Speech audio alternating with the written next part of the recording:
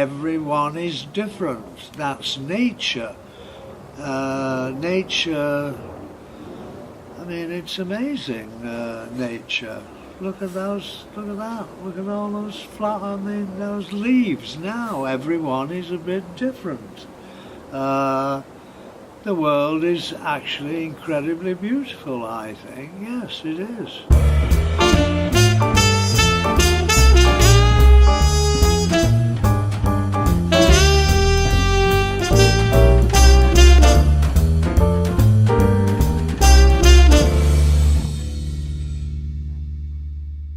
Are you ready? Yes. Do you have any regrets? I've always made reasonably good decisions. I mean, I might wish I'd been able to play the piano, for instance, or I might wish I could speak Chinese or something. I did take piano lessons when I was very young, but I quickly gave them up because I thought I'd rather draw. I thought I'd rather spend the time drawing. Well, I was right in that because I'd gone deaf and I wouldn't be able to play that well. And I was right to draw, wasn't I? Do you think painting portraits is psychological? Well, yes. I mean, we see psychologically. The camera sees geometrically, doesn't it?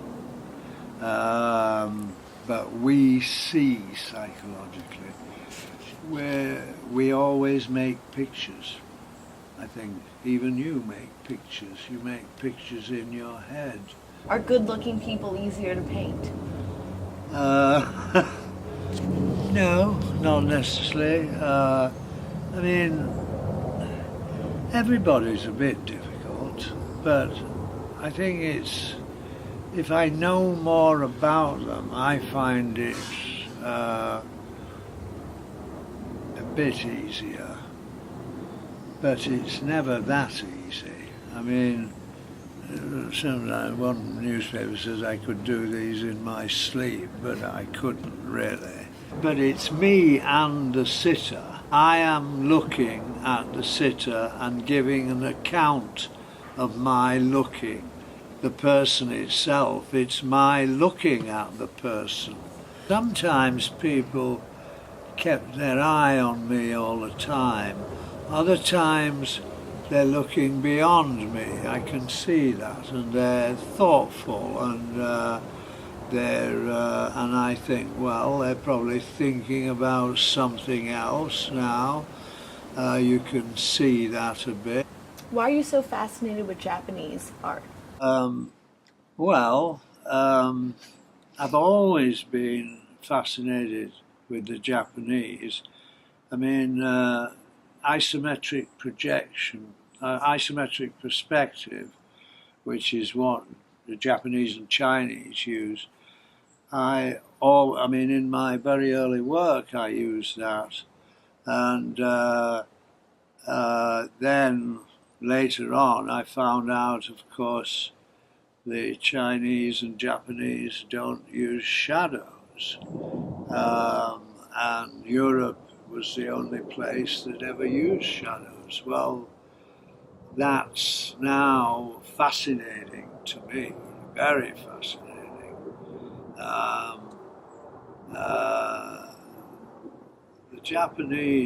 The Japanese did have quite a big influence on European art, of course. The Japanese prints that were sent to Paris, I mean, by 1860, 1870, they were looking at them. And in 1870, they must have looked very, very bold and very simple. And everything was getting overdone, and like a photograph. And you were seeing too much. And the Japanese understood abstraction, and the Chinese understand abstraction. A scholar's rock is an abstraction, isn't it?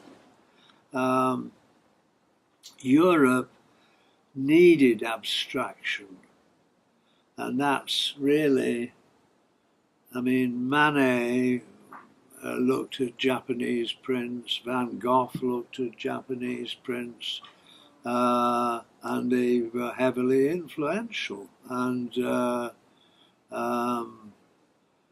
in a way, Europe, to get away from perspective, looked at Japan, China, Africa. It did. I mean, it looked outside of Europe to escape perspective and the shadow. Yes, it did. David, one last question. How do you want to be remembered? How do I want to be? Well, I think this book coming out, the Taschen book, will keep my work going for a little while, but I don't know, I might be forgotten soon, I don't know.